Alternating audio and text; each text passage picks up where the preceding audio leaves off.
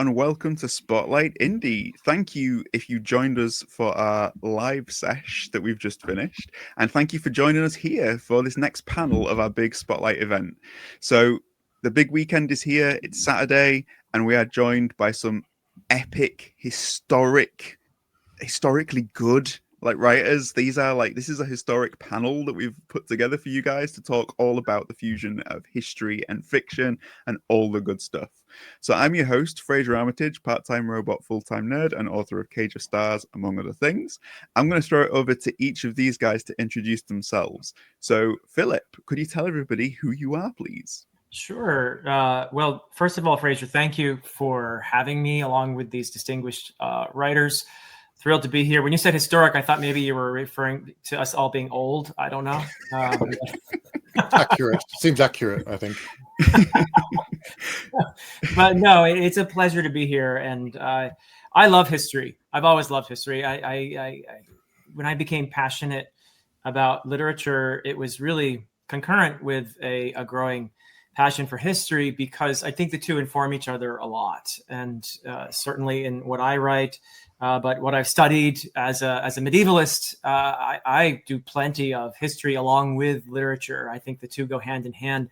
In order to really understand the literature, it helps a lot to know a thing or two about the culture of the time and their outlook. And so I just find that the two enrich each other incredibly, and it's wonderful when we can combine them in our own storytelling. So yeah, I'm excited to hear what comes out of this discussion. I'm excited too. What a brilliant introduction! I love it. You did my job better than I could ever do it.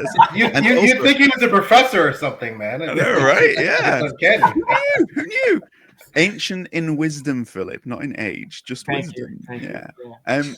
Let me throw it over to Stephen. Tell everybody who you are. I'm ancient in age, not in lack in wisdom. I'm Stephen Aryan. I write epic fantasy, and most recently I wrote a historical fantasy trilogy set in the 13th century featuring the Mongol Empire. And so I wanted to write a series set in history rather than something inspired by. I know a lot of people do books and they pull elements and say, but they do it off in their own world or something inspired by. I wanted to delve into a period of history that fascinated me so much and create a story kind of dancing between the raindrops of history. And my love of an interest in Mongolia, the Mongol Empire, spawned a trilogy that just wrapped up in May this year. And that was The Nightingale and the Falcon, which I'm sure we'll talk on later about history and stuff. So yeah, that's my interest in being on this panel. Dancing between the raindrops of history would make such a great title. It's a writer, wouldn't it? That's my biography. Yeah. I love it. What kind of dance would it be? Interpretive, obviously. Yeah. You have to just work out what it means. I'm not going to explain it to you. No, of course not. You I don't know, Stephen. I see Stephen as a hip hop guy. I think there's some breakdancing. Yeah. A long time ago, I had very long hair, so I'm actually more of a metaler. You see, I cut it all off and I got rid of the look, thankfully. So anyway, moving on. Let's move on to Phil. Phil, tell everybody who you are. Hi, good evening to all of you. Phil Parker, and when we're talking about history, I rank all of you, I think, because I'm fairly sure that I'm the most ancient out of everyone here. I remember Queen Victoria when she was a girl. And it's probably for that reason that all of my novels, in one way or another, feature British folklore. And, so therefore the whole thing about history that Phillip was talking about just now utterly resonates with me. In fact, it was while you were saying that, Phillip, that it reminds me of a conversation that I had with Dirk Ashton while I was writing my first trilogy, and he was writing his Paternus trilogy. And we were saying that one of the things that we both found was that we got completely lost in the research, that, whatever it was that we were trying to find out, we would find that out, and then we'd suddenly disappear down all sorts of historical blind alleys about all sorts of other things that were completely irrelevant. But I'm just going to go and read that because that's fascinating. and then trying to finish it, winding it into the story somehow. And I'm afraid, years on after that conversation with her, I'm still doing exactly the same thing. So it's very much a love of British folklore, because we're an island full of it in so many ways. So that's me. Yeah, Phil's trying to create, I think, some folklore about himself, because he's becoming legend, through his appearances on this channel. The birth certificate says you're a liar.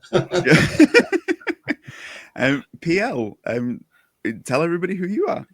Oh, I'm PL Stuart. I'm an author of epic fantasy. I'm certainly no longer nimble enough to dance through the raindrops, as Stephen so eloquently put it. I'm also one of those rip-off artists, as Stephen said, more inspired by. So I write fantasy that's inspired by historical events. It's not set in a historical framework, but history, again, like Phillip, one of my loves, took it in school as my minor. My major was medieval English and literature, and history was my minor. So always been fascinated with myths and historical events. And I just think that when you incorporate history and fantasy, it allows you to bring stories to light that might otherwise be lost. I think it also can give voices potentially to perspectives that might not otherwise be heard. And I think when you transform those myths into something that seems real, it just enhances the entire experience. So, I love the historical fantasy stuff. That's epic. I love it. And I think what's clear from all of you is that the reason why you incorporate history and literature is because of your passion for both of those things, right? It's got to be from that place of passion, because you would be crazy to embark on it if you weren't passionate about history. But I guess that's really a good starting point for this conversation, because there might be some people watching this who've got maybe a passing interest in history, who are maybe thinking about should I incorporate some historical elements into my book? How deep does your passion have to run to try and combine those two, do you think? Is it necessary to love history in order to write history, or can you get into it by another means, do you think? What's your take on that? And anybody can go first. I'm not gonna call people out. Just go for it. I can't conceive of it working any other way than your passion leading you into it. And for me, I'm more like PL. I don't write historical fiction. I write fantasy that has historical elements in it. I draw from the cultures and the times that I know about, having studied them, and I essentially parasitically use them in order to lend some authenticity to the world I've created.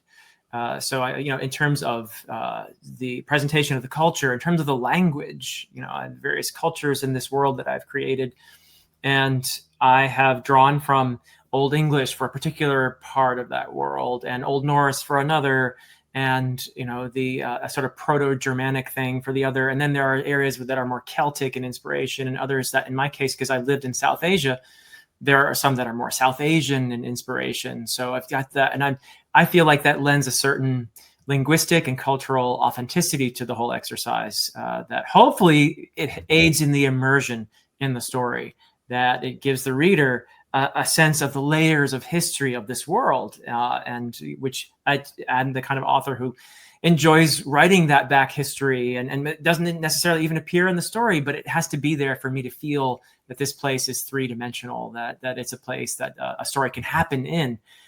So the history is a tremendous aid, I would say, in my case, in achieving that immersion, certainly for myself as I'm writing, but hopefully for the reader as well.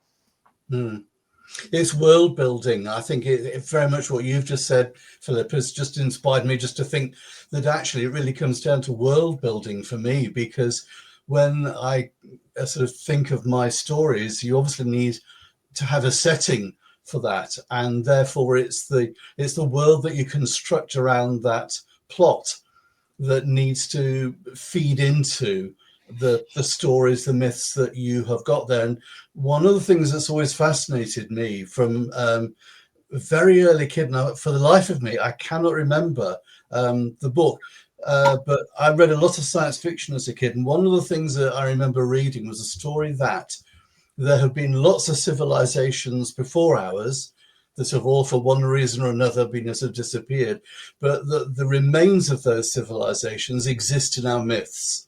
You know, the whole sort of, you know, Noah's Ark story, you know, sort of, you know, is, you know, common across every culture across the world. So for me, it's like, well, let's take those myths and let's reinvent them and put them into something that actually was real. We just didn't know it at the time. And those things can become real again, if you like. So to answer your question, I think it's sometimes it's about, well, I would hope that it's creating a level of excitement about history that is, well, I didn't know that. Oh, that's interesting. Oh, I want to go and find out more about that. And I think it's probably me as a teacher that, you know, gets that whole sort of idea of wanting to inspire people with history by doing it rather discreetly through fantasy. So my book, as I said, is set in Mongolia and in the Middle East in the 13th century. But it was my passion that drove me to write on that particular period. That I spent, you know, months and months in the background and years building up all of this interest. And the best feedback I've had from people who've read the book is a return on that passion, where they've said, I now want to know how much is real and how much you've made up, because I want to go and find out. Because I've always said that I'm blending fact and fiction together to create my own story, but now that they want to kind of find the joins. And so by reading the series, they become interested in that period too. So I've done my job well if that's worked, but I think you have to have some kind of an obsession for whatever the focus is, whether it's a particular culture or period of history, that hopefully comes through in the writing, that the other people feel some of that through the work and go, oh, this is really good. Is that true? Let me go and find out. And then they fall down their own rabbit hole and emerge months later, perhaps with a story of their own. You never know. Yeah, those are all excellent points. And I love the aspect of whether it's historical fiction, historical fantasy. I think all of my colleagues here have touched on it, living within those gaps between the historical accuracy and what has been left unsaid or is unknown, and then you as the author can fill in those gaps. So, because I think for most of us who aren't history nerds, such as the people here on this panel, you know, a lot of us wouldn't typically pick up a history book and just read it, or go through a history journal.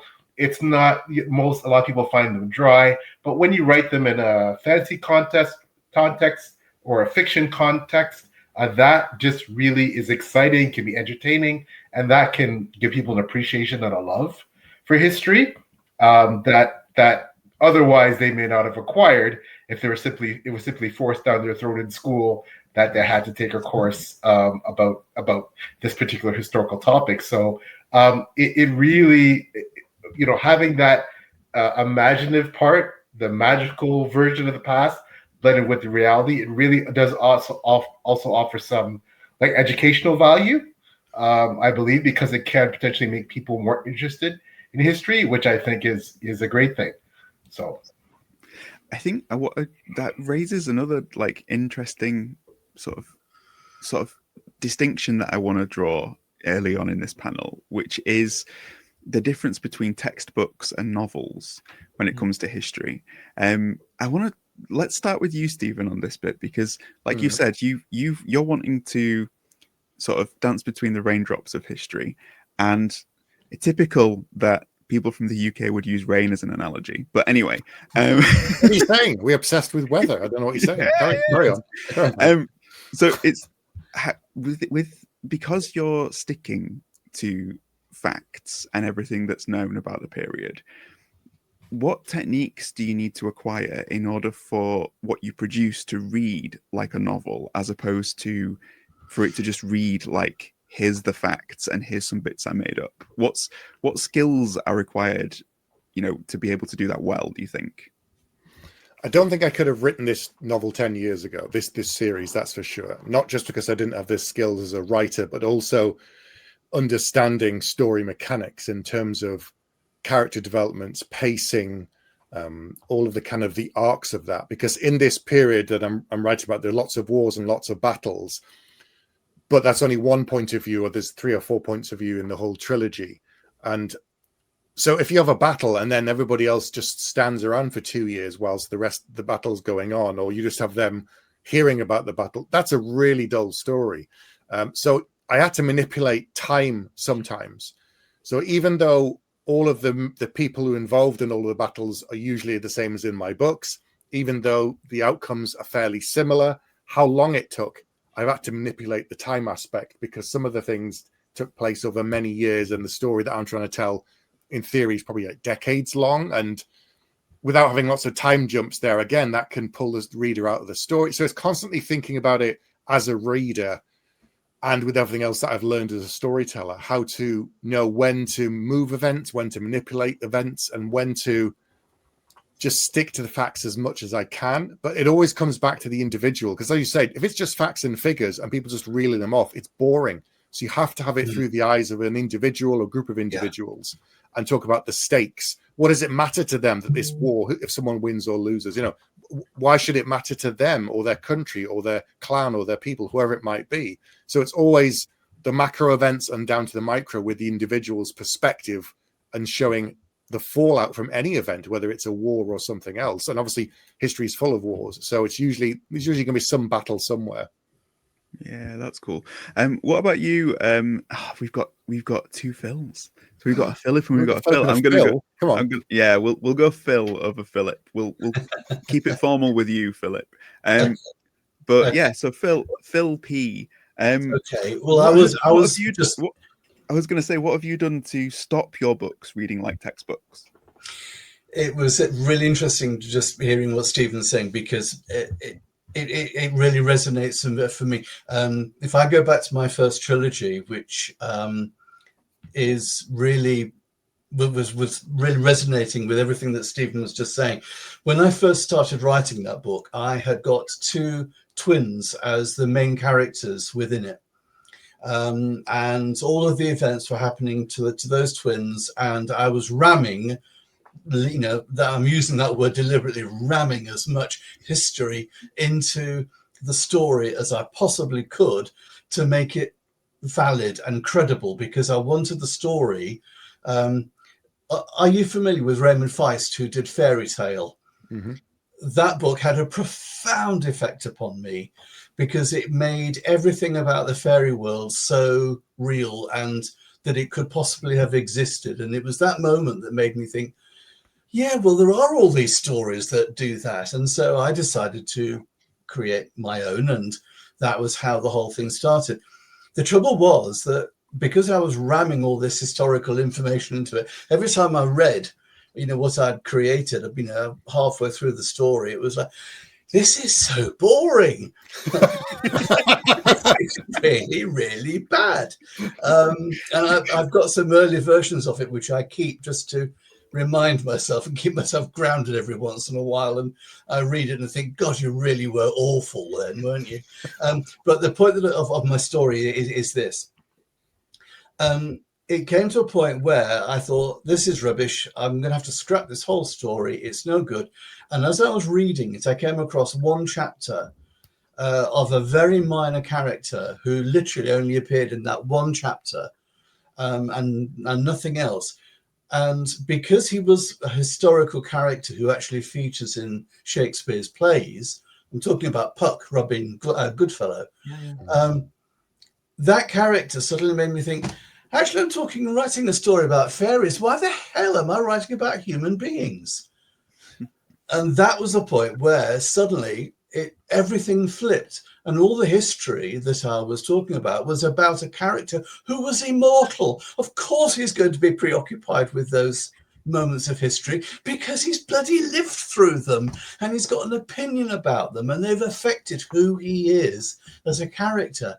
Now the history makes sense and I can put stuff in there, but I've got to put it in relation to how it affected him as a character. And that's where the history comes in. It's the impact upon people, because that's what history is. I would say. Good answer. PL, what's your take on this about, how do you stop it turning into a textbook? Well, I think, what readers need to be cognizant of is that almost every historical document or text or chronicle that's ever been written is typically disputed by, like, some scholars will say that this is the authentic, chronicle or text from this person, or this is the authentic account about this figure's life in history. And then other scholars will totally debunk it and say that it's garbage.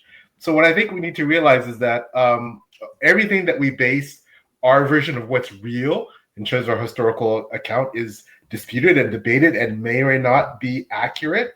So, but one thing I've found with some of the best historical fiction and fantasy I've ever read, it typically doesn't focus on just the main character. And I think it's those secondary characters or auxiliary characters. Some of them are real life people, but maybe minor people who weren't really covered well in textbooks, or totally made up and fictionalized, relatives, especially your friends or comrades of these historical figures. I think those are some of the best historical fiction I've read. Focuses that. I love, for example, Stevens. I've only read the first book in his trilogy, but for example, Steve will know this. There's the Secret History of the Mongols, right? Going back to this, this idea about what's authentic and what's not. It was translated into Chinese characters in the 14th, 15th century, but its historicity has always been, it's always been controversial, right? Some people think that it has no historiographical value. Some people think that, it's the real deal, and part of it is because there's an anonymous author in there that's very critical of Genghis Khan. But then, so for some people that's almost sacrilege, right? Mm-hmm. But the beauty of what you can do with the fiction part is, okay, well, yeah, that's great, but I'll write about this minor character that there isn't a lot of information about in the history that's related to Genghis Khan, and make them, this rich, character, or I'll just make up a character, that's associated with them. And so that's what I love about, and I think that's a great way to keep your history balanced when you're writing historical fiction or fantasy. That's a great point. What about you, Philip? Where do you stand on the novel versus textbook thing?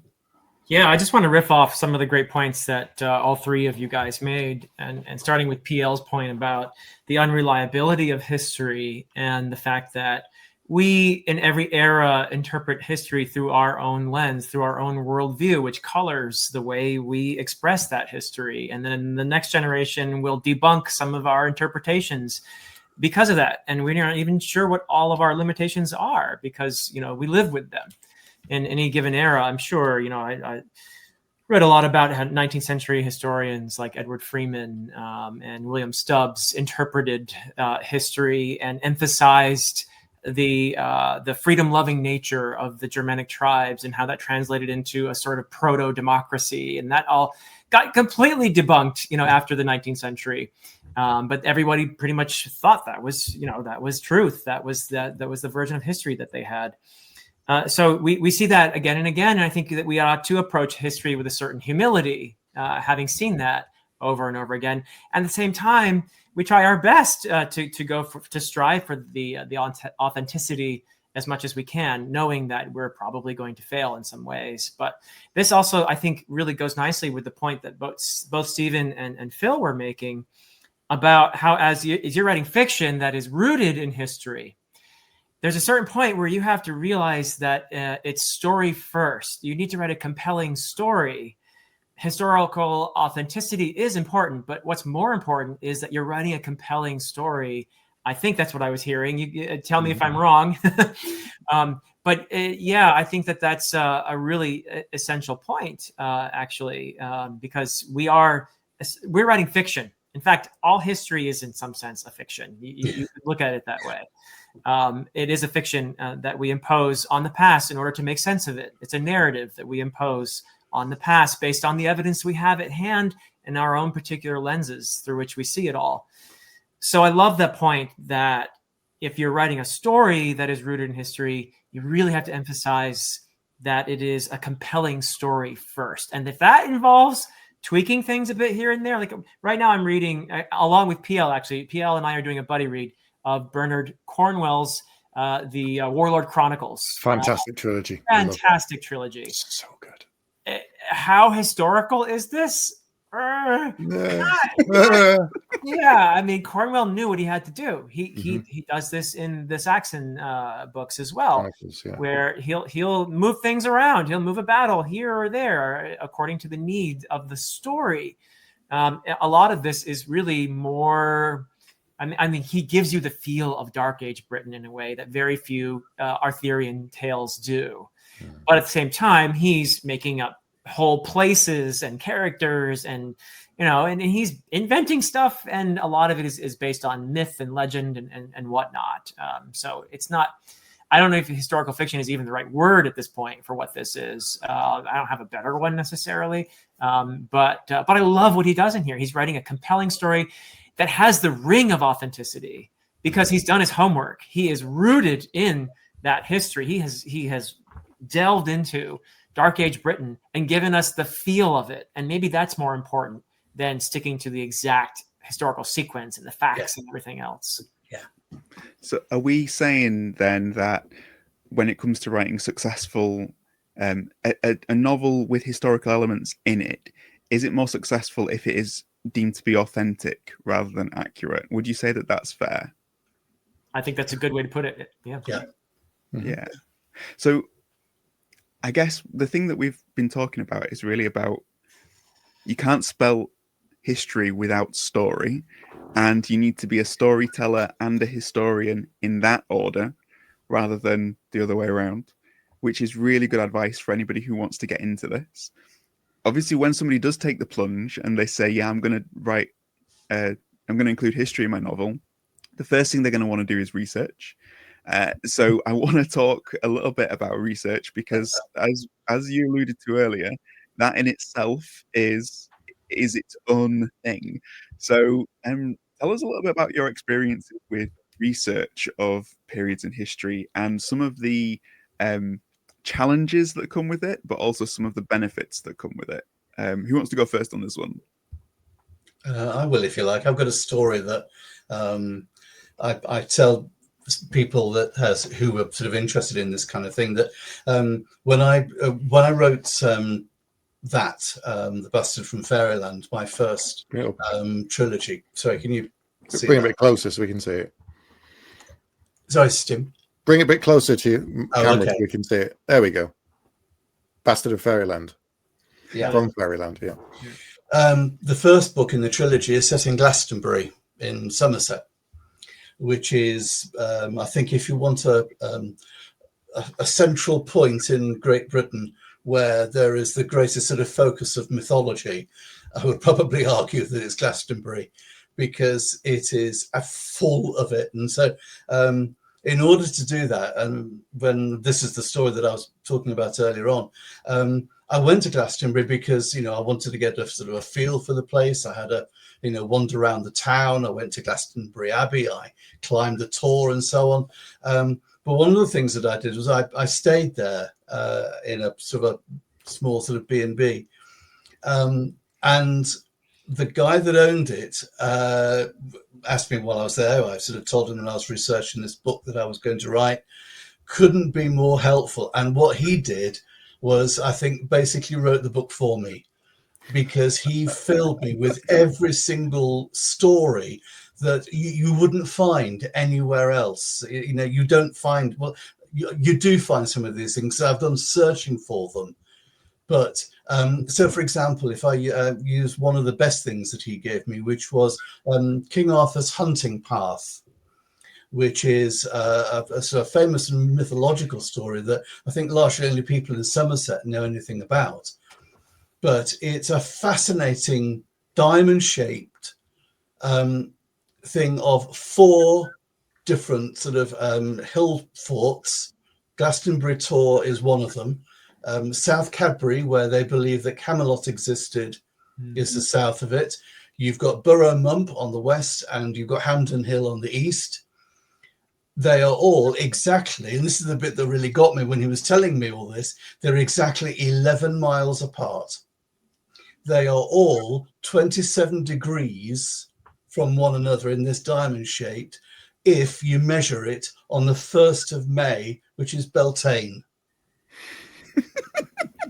So therefore you've got these 4 places that are all Neanderthal, I think, largely, or certainly Neolithic, I should say, when they were built, all created artificially. They're not natural.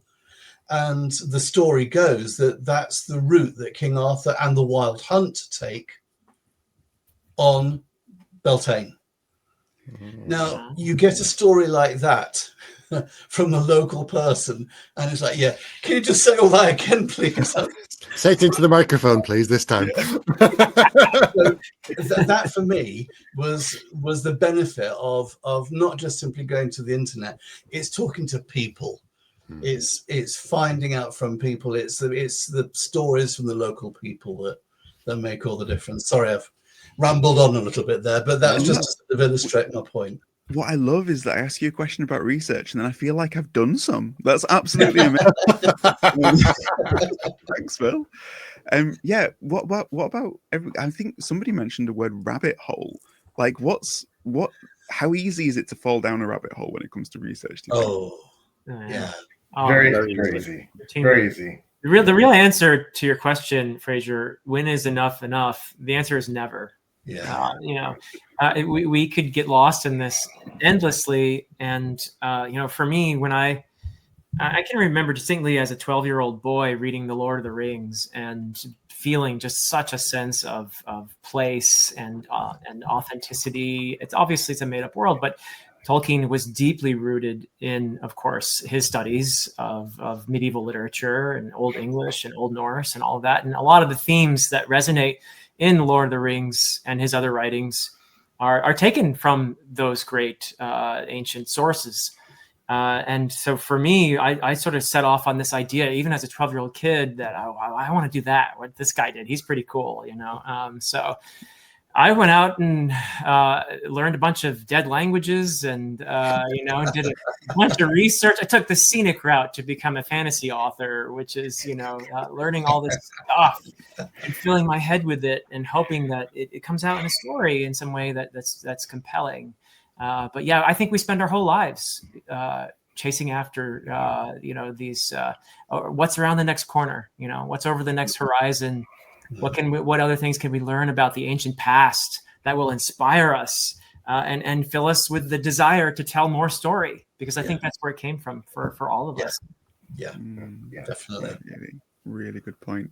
Has anybody found what the secret is to when you reach a point where you've done your research and you think, okay, now I need to start writing? Has everybody like hit that point where it's like, oh, okay, now I know when to do it, like for my next project? Or is that always going to be the challenge, do you think, for every novel that you choose to incorporate historical things? I think so. I think I want to pick up on something that Phil highlighted so well, is that I think for me, I'm not sure how my colleagues here feel. I feel like when I have the depth and breadth of research, that's when I'm ready. Because, when I was younger, what was research to me? It was going, and I'm going to date myself here, betray how old I am. It's going to the library and looking at microfiche and, looking through old dusty textbooks, literally old dusty, like, 3-inch layer dust in the library. But you learn that there's all kinds of sources of research, letters and diaries. There's legal texts. I learned so much from looking through legal texts from the period, specifically medieval period, like things on church law and things like that. Episcopal registers from bishops. The religious figures, especially in the medieval context, they were typically scholars and they had a wealth of knowledge. So looking at what they were doing, looking at weaponry. Weaponry is something I've always been fascinated with in warfare. So, what could a sword or a flail or all these things tell you about the period? Heraldry. That's a big part of I incorporate that in my books with coats of arms and what's this particular warrior, what's on their shield, in terms of like lineage and social status. So I think a lot of it is, I think when I feel that I've had the depth and breadth of research, not just looking through one particular type of documents or chronicles, but I feel my research is broad. But I think to Phil's point, some of the best research is hands-on learning from others. I think when I went to Scotland and I visited castles, the first castles I ever saw, the first, ancient chapels I saw, so much of that inspired me in my writing. And then I actually, I was so inspired that they essentially became settings in my book. So I think for me, it's depth and breadth of research rather than, have I, not that I've gone through 50 different dusty textbooks, but have I broadened my horizon somewhat? And that's when I feel that now I'm ready to move forward. So once you got the context, then you know what to do with it. Yeah. I think it's when an idea reaches a kind of critical mass in your brain that you feel like you're now ready to write it, and you can't really say when that's going to be. It's just you get that feeling. It's like when you're wanting to write another series in the middle of the current one. I know an idea is good if it keeps bugging me all the time. Because when you're in the middle of a book or middle of a series, there's always but you could be writing this thing, and it's because it's new and it's fresh and it's exciting. So I always scribble these ideas down as much as I can to kind of expunge them from my brain. Because when I come back to them 6 months or a year later, if I'm still excited about them by reading those notes, then I know the idea is worth pursuing.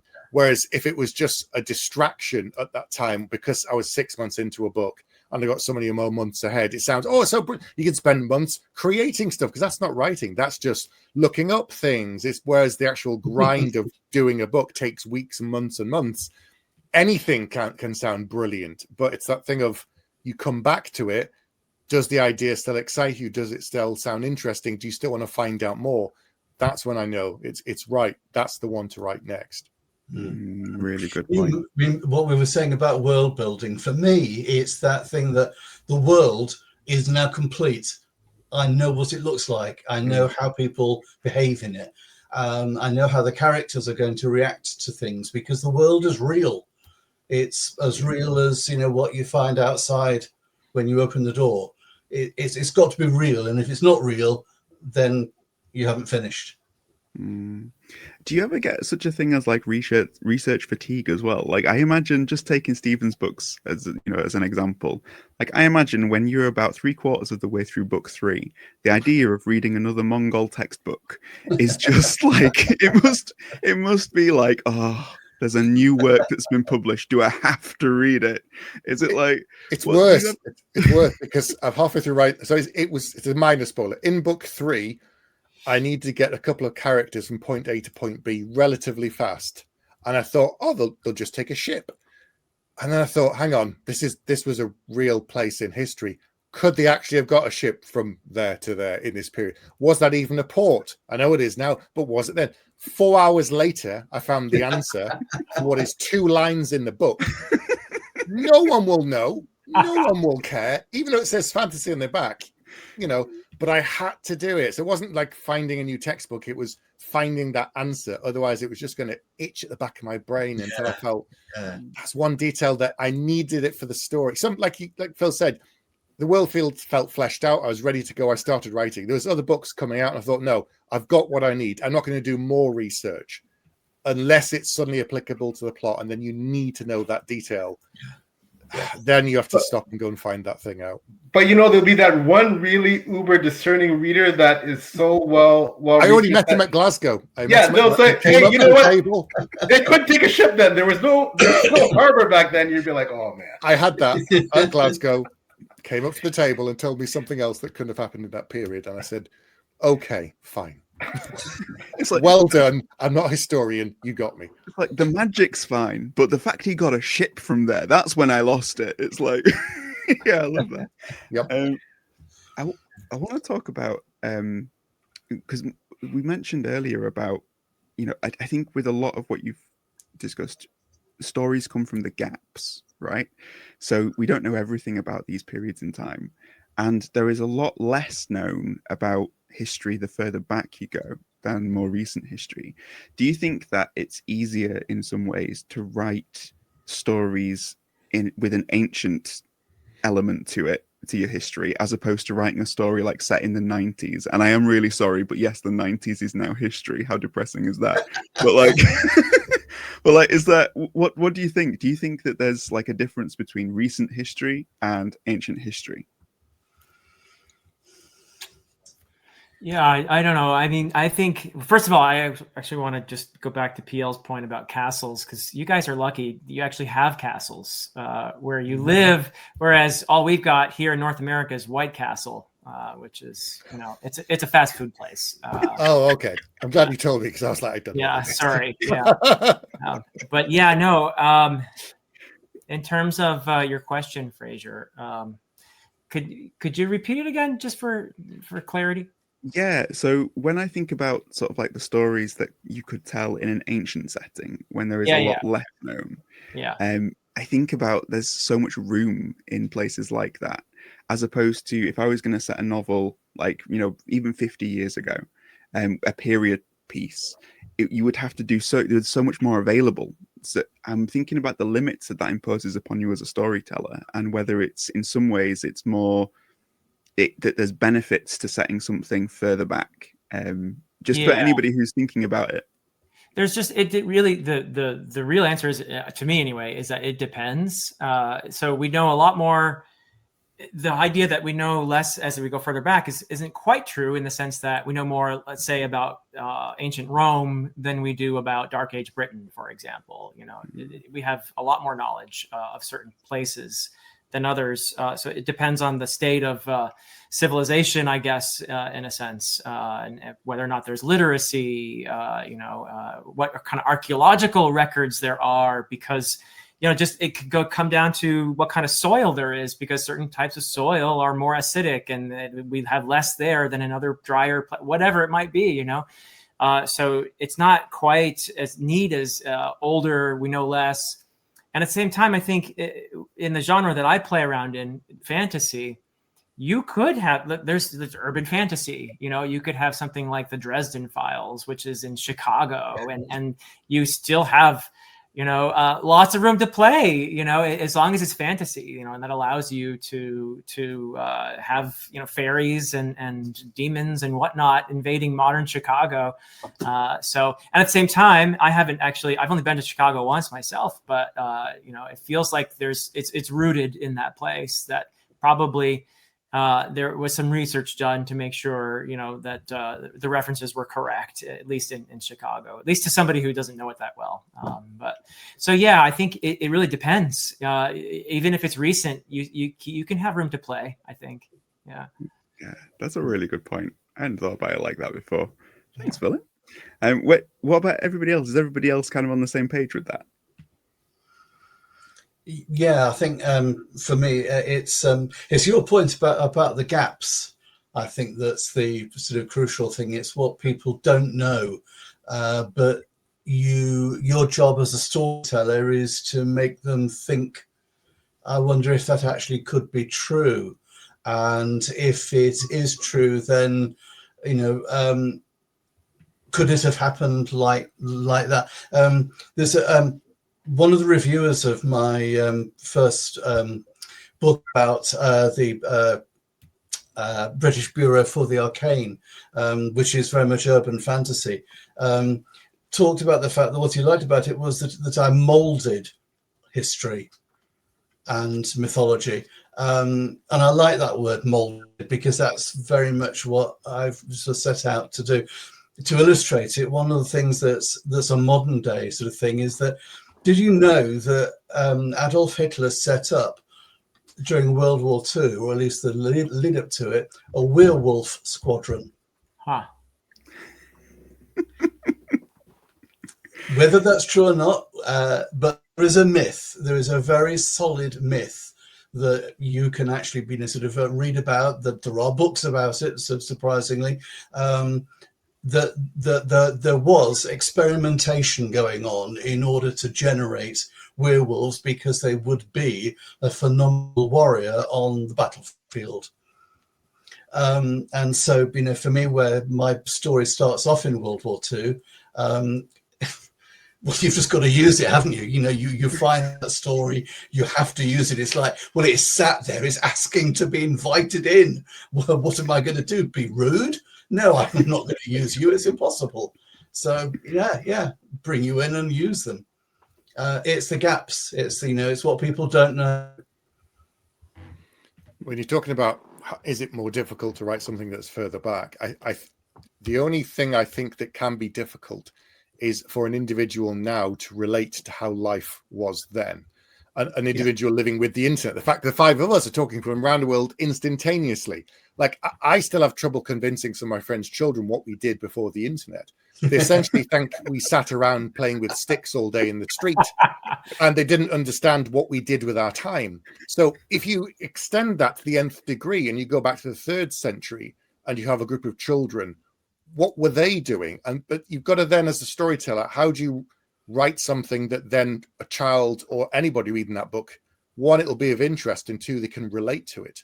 And so all this comes back to the individual. We can talk about the struggles that people have today, and there'll be some similar things that they had back then. So that's the best way I've found to connect history with readers in the present is, what are the stakes? What do they care about? What are similar stakes to some degree to the individual, whether it's occupation, whether it's starvation, whether it's war, whether it's famine. All of these things have been around since the beginning. But then you can bring it even further down to an individual. Someone loses a family member. That's universal across every culture in every part of the world, in every part of history. So it can be trickier. The further you go back, the less reliable information there is, depending on where it is. But then it's a case of, okay, I don't know this, but if a person's gone through X, I can relate it to somebody who had something similar 10 years ago, 20 years ago. So it's finding a way to tell an interesting story that people will want to read and find more about, and hopefully want to find more about that period if you do your job well, like we said at the beginning, I think. I think that it's you're doing us a great disservice, Stephen, by educating children on what life was like before the internet, because it's the only chance I have to have like a deep, dark, and mysterious past. Like it's people We think sat around playing with sticks. That was yeah, it. you existed before the internet. It's Sticks. Staring at the the fun we had. Why do we all wear glasses? We used to sit around staring at the sun. So, that's why we're all... I once had someone ask me, like, do you know, like, why is Wikipedia called Wikipedia? And I said, it's because of encyclopedias. And they said, what are those? And I was like, Oh, no! It was like, cassette? What's a cassette player? What's a Walkman? Yeah. Let's not go there. It's just going to age us all badly. This is why you're the youngest, Fraser. Just shut up. This is why Guardians of the Galaxy is so good, right? Because Fraser's not even 40 yet, so shut up, Fraser. What do you know, child? I just want to say that I love Stephen's point there. That there needs to be the shut up child bit. No, not that. The human connection thing. The idea that what makes a story come alive is human connection. Yeah. And the idea that we can see in these people of the past a mirror of ourselves on some level, even through the differences, even through the years and years, the thousands of years of, it may even be of history and the differences in culture, that there has to be a connection in order for that story to really come alive for the reader. I think that's a really brilliant point, and that's our job as a storyteller, is to foster that connection. And thereby, when the reader connects with those characters in the past, that's when the curiosity can be sparked, I think, and they want to learn more about the era and all of that. So yeah. And by the way, I still have my sticks. I just keep them in the closet. Along with the ugly stepchild, yeah. Yeah, that's awesome. Have you got a take on this, PL? Well, yes, and I think at the end of the day, I think we all as authors, frankly, don't need to get too hung up on that aspect because it's part of what we're talking about. So and I want to shout out a great book just while we're here, while I'm thinking about it, a fantastic book, set in the 90s for the most part, A Discovery by J.J. Minton. It's an amazing book with some great historical references set in the 90s. So go and read that book if you want a little snapshot into life in certain parts of the world in the 90s. And there you go. So it's got mine's sitting on the shelf back there, but I should have brought it out. But so think about this. So this is what we're talking about. If you have a reader who is born in the 2000s, who's reading your book, and your book is set in the 90s, for them, it's a piece of history, right? And they don't have the context that we do. I remember the 90s. I had my kid and play haircut, and I had my Edwin jeans and all those things that went with the fashion of the 90s. I know it was when I was listening to rap music, and but for those of us that were alive in the 90s, I was in my 20s, so I remember the 90s vividly, and I have a very specific context about what the 90s are about.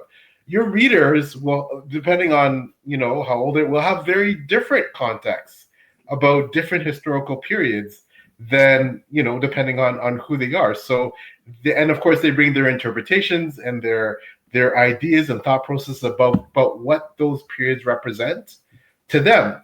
The same way someone who is, for example, Phillip, a medievalist, his concept about what the 13th century was, it's a lot different than someone who's just picking up a book. Okay, this book is good. I'm not really a big history buff, but it sounds interesting, and it's set in the 13th century, right? So I think when we think about whether it's easier or harder to have a book written set in a certain period versus another, I think we have to realize that there's so many different readers with so many different backgrounds.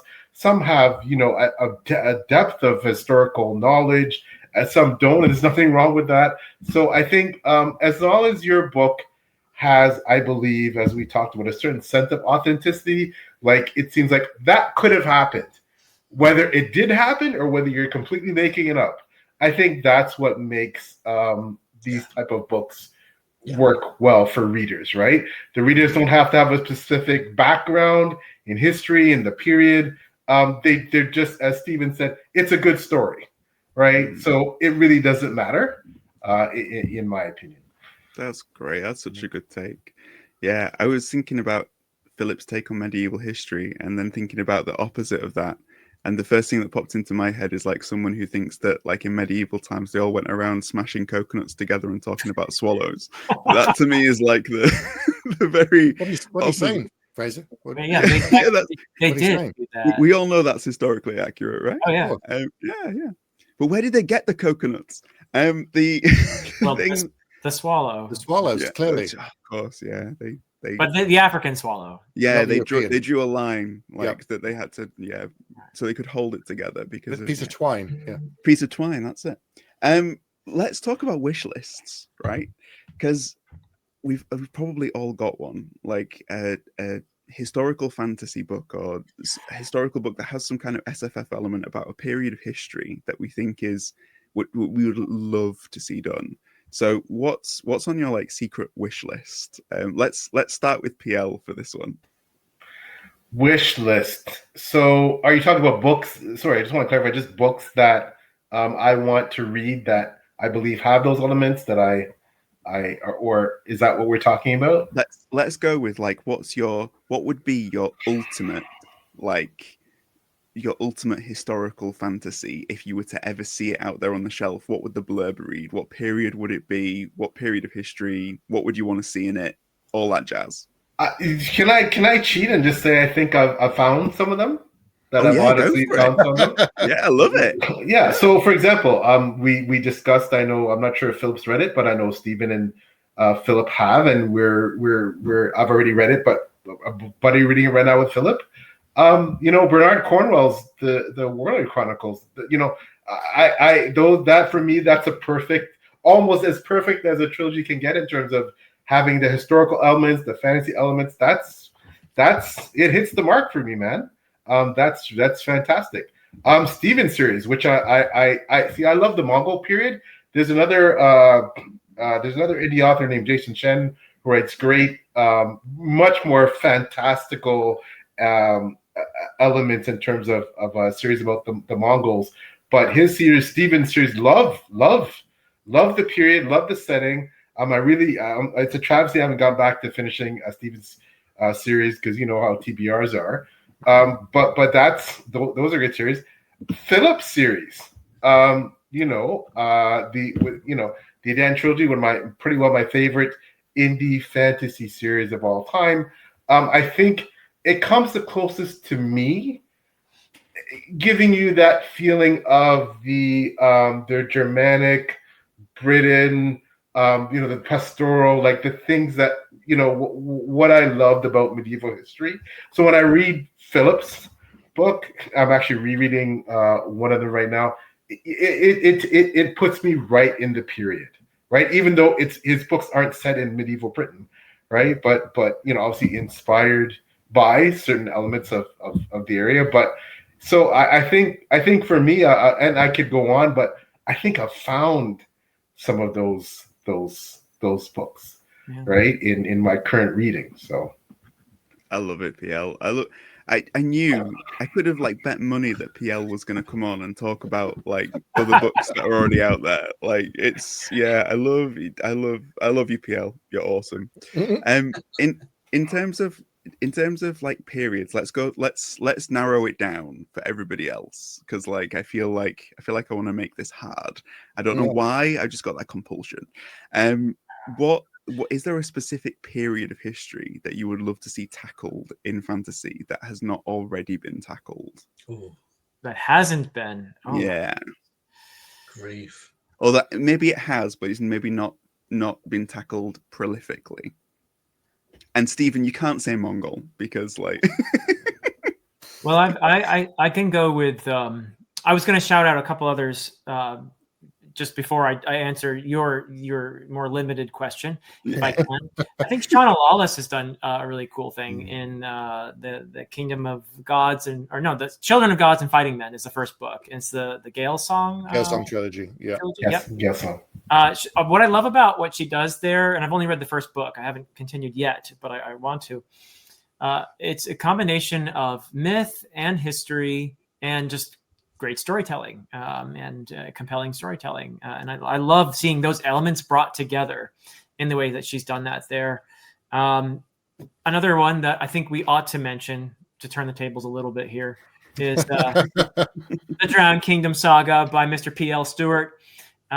This one actually, what I love about this one is the voice that PL achieved in here.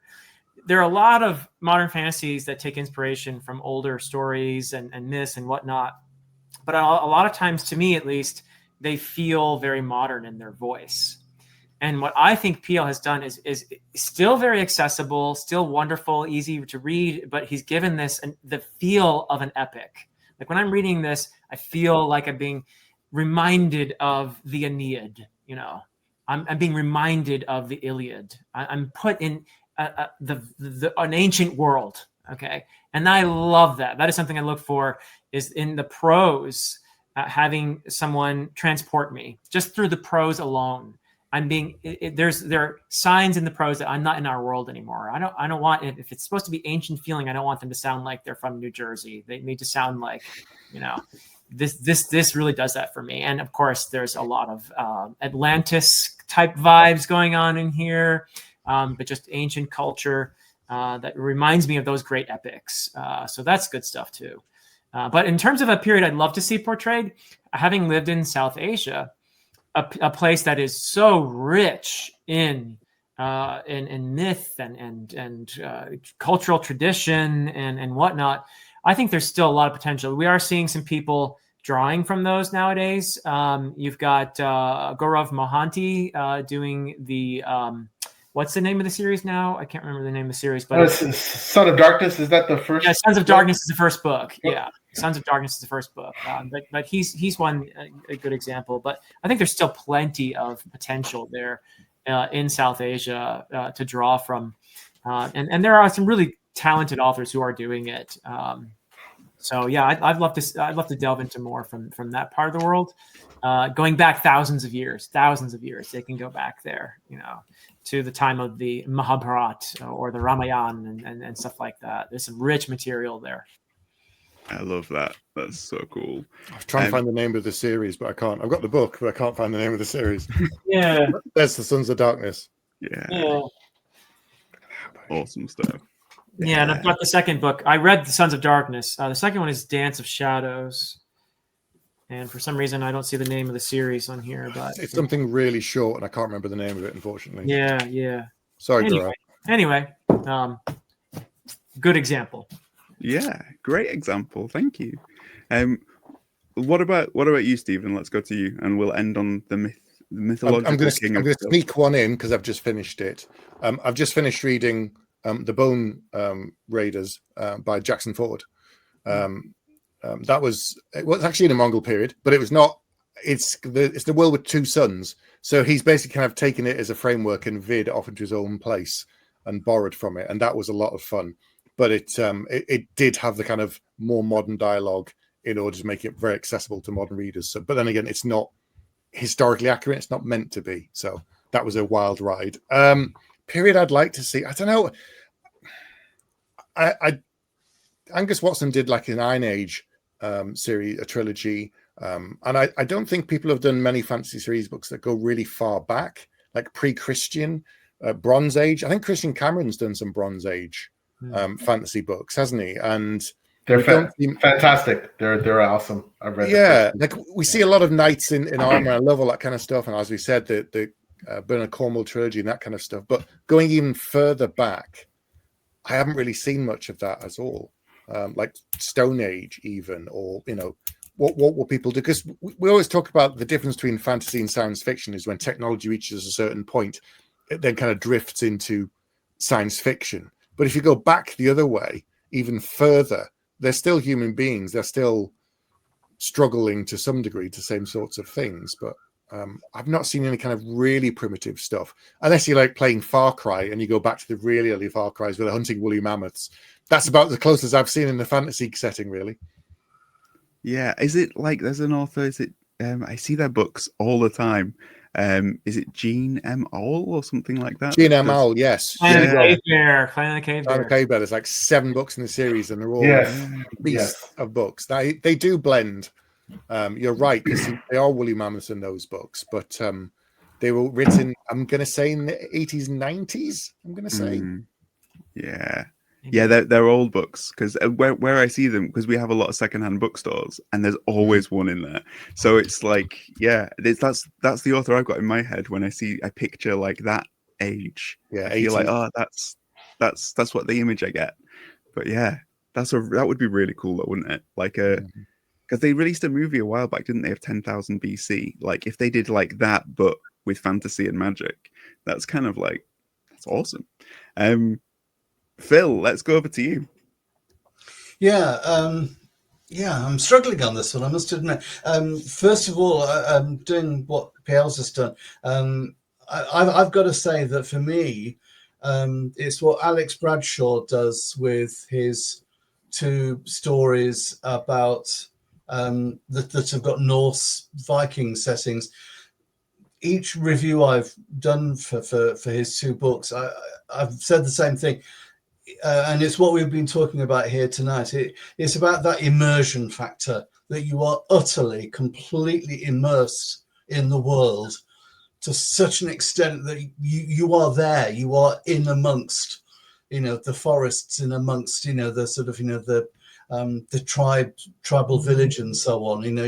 You're seeing what they're eating. You've got every single detail of it there, and you are part of it. And you put the book down and you're back into this world again, but it is that completely immersive experience that the one day in sort of like in Star Trek or sort of Star Wars, where you read a book and all the images will be there in sort of glorious 3D, and it's almost like that as far as I'm concerned with what Alex has done.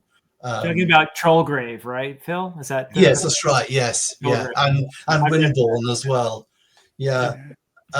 just phenomenal historical detail, but made to feel so utterly real. And it's the world building again, but it's also the characters that sit within the world building.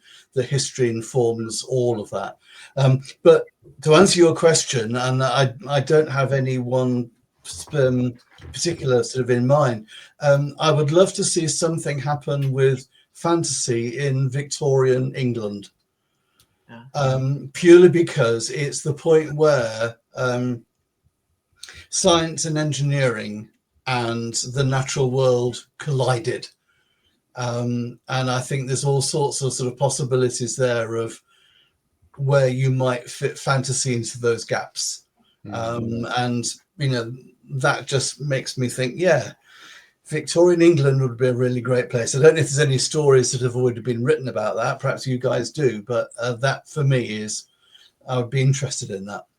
Well, I know that there's a lot of steampunk stuff there, but that's more sci-fi in Victorian England. Whereas I think what you're talking about is more like going down a fantasy route, which would be slightly different.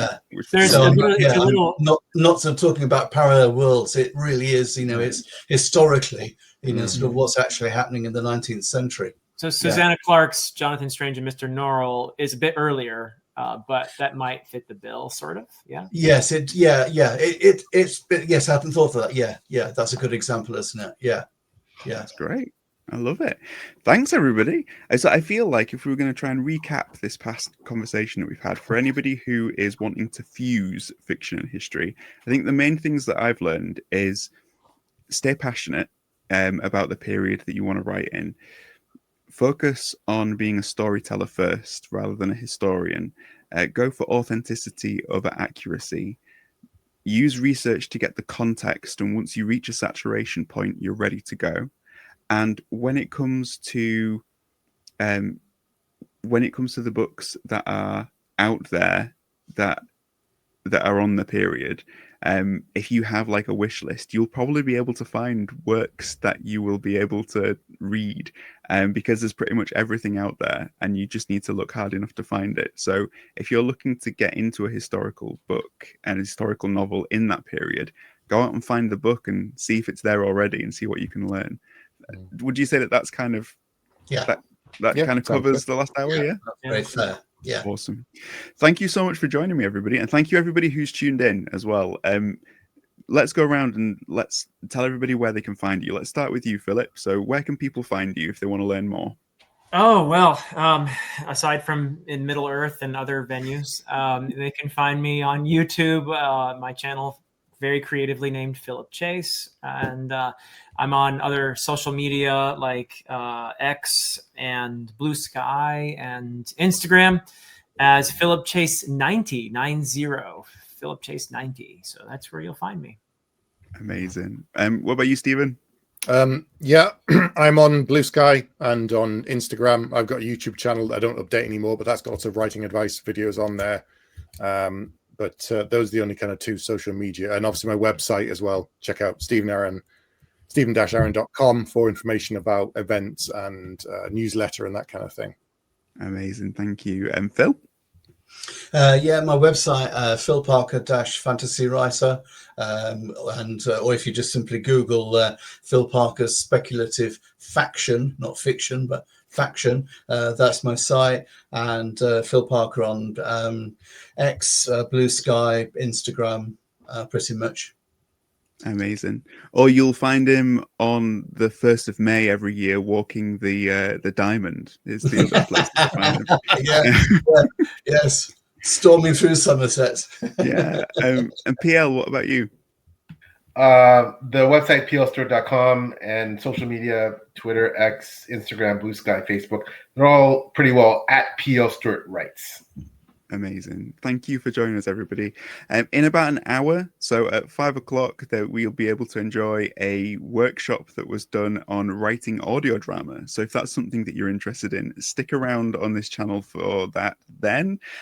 Otherwise, just keep following Spotlight Indie. The next events, we'll see you there over the big weekend. And thank you for tuning in, and we'll see you next time.